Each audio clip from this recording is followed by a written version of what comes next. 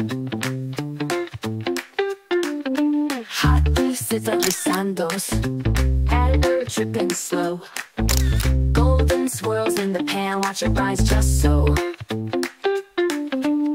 Sugar syrup kiss, oh sweet delight. Fluffy, crispy edges, man this bites just right.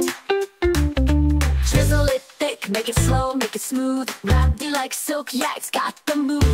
Cardamom twirl, saffron glow. One little taste and you're hooked, whoa. Malpua have shimmy on my plate. Desserts. नमस्कार, मी Gauri. Foodie गौरीमध्ये तुम्हा सर्वांचं मनापासून स्वागत करते. आज आपण बनवणार आहोत गुढीपाडव्यानिमित्त खास असा गोडाचा पदार्थ. तर गुढीपाडवा म्हणलं की नवीन वर्षाची सुरुवात आणि चांगल्या गोष्टींचं स्वागत. तर आज मी तुम्हाला दाखवणार आहे असाच एक पारंपरिक आणि अप्रतिम असा गोडाचा पदार्थ, मालपुआ आणि रबडी. तर हा गोडसर कुरकुरीत मालपुआ आणि थंडगार दाटसर अशी रबडी याचं कॉम्बिनेशन ना अगदी लाजवाब लागतं. तर तुम्ही सुद्धा अगदी सोप्या पद्धतीनं घरच्या घरी हे मालपुआ आणि रबडी बनवू शकता. तर आपण लगेचच रेसिपीला सुरुवात करूयात. तर सर्वात पहिल्यांदा ना आपल्याला रबडी बनवून घ्यायची आहे. तर रबडी बनवण्यासाठी इथे मी 1 लिटर म्हशीचं दूध घेतलेलं आहे. गॅसवरती आपल्याला हे आटवण्यासाठी ठेवून द्यायचंय. दूध आटवण्यासाठी ना नेहमीच एखादं असं पसरट पॅन घ्यायचं किंवा एखादी पसरट कढई घ्यायची. जर तुमच्याकडे लोखंडी कढई वगैरे असेल तर त्याचा सुद्धा तुम्ही वापर करू शकता. शक्यतो ॲल्युमिनियमचा वापर करू नका, लोखंडी किंवा स्टीलचा वापर तुम्ही करू शकता. तर जेवढं पॅन वाईड असतो म्हणजे असा पसरट पॅन किंवा पसरट कढई असेल तर दूध पटकन आटलं जातं. त्यामुळे इथे मी एका पॅनचा, स्टीलच्या पॅनचा वापर केलेला आहे. तर ही दुधावरची जी साय आहे ती आपण अशी कडेला जमा करायची आहे. त्यामुळे रबडी एकदम अशी लच्छेदार अशी तयार होते. तर आता गॅस आपण लो करूया. दुधाला उकळी आलेली आहे. तर मध्ये मध्ये ना आपल्याला एक 2 ते 3 मिनिटं झाली की एकदा आपण हलवून घ्यायचं तळापासून. जी साय जमा होते ना ती बाजूला करून घ्यायची. आता आपल्याला मालपुआ बनवण्यासाठी काय साहित्य घेतलंय ते एकदा बघूयात. इथे मी 1.5 कप मैदा घेतलेला आहे. 1.5 कप मैद्यासाठी 150 ग्रॅम खवा घेतलाय. जर तुमच्याकडे खवा नसेल तर तुम्ही इथे अर्धा कप मिल्क पावडरचा सुद्धा वापर करू शकता. आणि मिल्क पावडर सुद्धा नसेल तर तुम्ही जर तुमची रबडी इथे पहिला तयार असेल तर त्या रबडीचा सुद्धा वापर करू शकता. मग इथे तुम्ही पाव कप रबडी वापरू शकता. त्यानंतर 2 टेबलस्पून साखर घेतलेली आहे.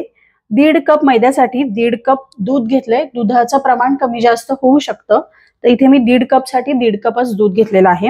त्यानंतर इथे वेलची पावडर घेतलेली आहे अर्धा चमचा. बडीशोप घेतलेली आहे. अख्खीवाली बडीशोप घ्यायची आपल्याला आणि जी न भाजता कच्चीवाली आहे बडीशोप ती घ्यायची आहे. अर्धा चमचा बेकिंग पावडर घेतलेली आहे. बेकिंग सोडा नाही, बेकिंग पावडरचा आपण इथे वापर केलेला आहे. तर आता हे सगळं साहित्य आहे आपल्याला एका मिक्सरच्या भांड्यामध्ये घालून याला फिरवून घ्यायचं आहे आणि याचं बॅटर बनवून घ्यायचं आहे. तर आपण हे मिश्रण पहिल्यांदा कोरडंच फिरवून घेतलं होतं कारण यामध्ये आपल्याला खवा आपण घातला होता. तर तो खवा आणि मैदा व्यवस्थित एकत्र होण्यासाठी फक्त कोरडं आपण फिरवून घेतलं. आता आपण यामध्ये दूध घालायचंय. इथे आपलं बॅटर तयार झालंय. आपण यामध्ये 1.5 कप दुधाचा वापर केलाय. तुम्ही बॅटर बघू शकता कसं आहे. जसं आपलं डोसाचं बॅटर असतं ना त्या पद्धतीचं हे बॅटर असलं पाहिजे. हे बॅटर आपलं तयार झालंय. हे बॅटर आपल्याला असंच थोडा वेळ रेस्ट होण्यासाठी बाजूला ठेवायचंय. साधारण आपण याला अर्धा तासासाठी आपण बाजूला असंच ठेवून द्यायचं आहे. तर जेव्हा आपण मालपुआ तळणार आहोत त्या आधी आपल्याला यामध्ये बेकिंग पावडर वापरायची आहे आणि मगच आपण मालपुआ तळणार आहोत. तर सध्या आपण हे अर्ध्या तासासाठी असंच बाजूला ठेवून देऊया.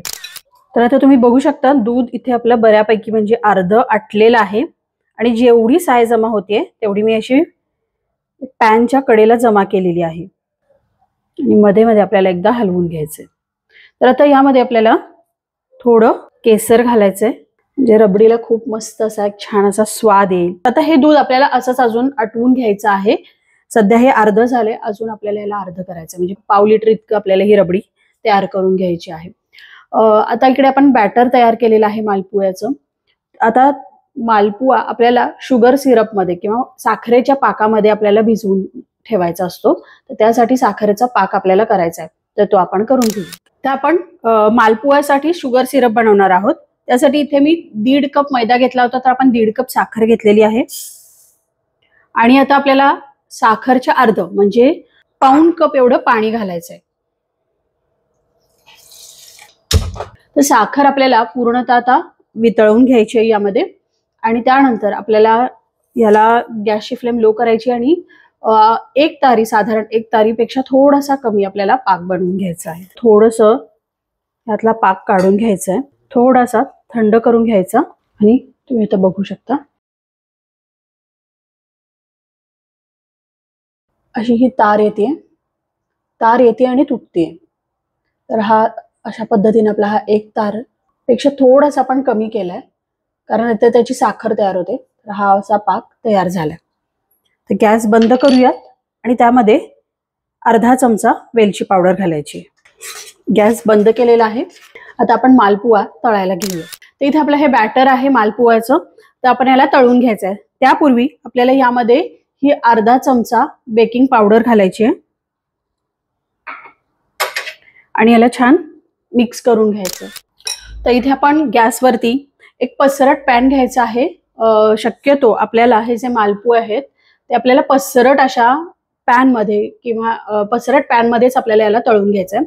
कढईमध्ये तळायला गेलं ना ते असे फुगतात आणि त्याचा शेप व्यवस्थित येत नाही. त्यासाठी मी इथे पसरट पॅन घेतलेला आहे. आणि तेल आपल्याला खूप जास्त कडकडीत गरम करायचं नाहीये, मीडियम हॉट किंवा असं आपलं तेल गरम असलं पाहिजे. तुम्ही याला तुपामध्ये सुद्धा, साजूक तुपामध्ये सुद्धा तळू शकता. आता हे सेट झाला थोडासा की यावरती थोडंसं तेल सोडायचं वरतून, याला खालून सोडून घ्यायचं. एका वेळेला तुम्ही 2 किंवा 3 तळू शकता. तर हा पहिलाच मालपुआ होता, त्यामुळे मी पहिल्यांदा एकच तळून घेतलाय. ह्याला आपण उलटवून घेऊया.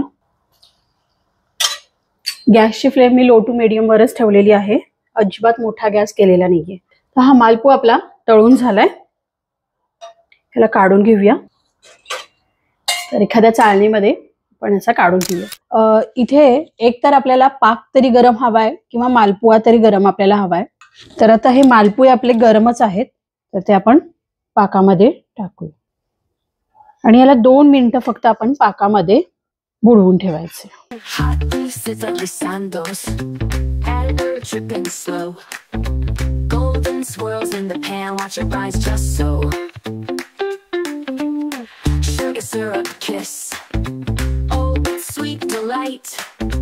Fluffy, crispy edges, man, this bite's just right. Drizzle it thick, make it slow, make it smooth. Wrapped like silk, yeah, it's got the move. Cardamom twirl, saffron glow. One little taste and you're hooked, whoa. Malpua,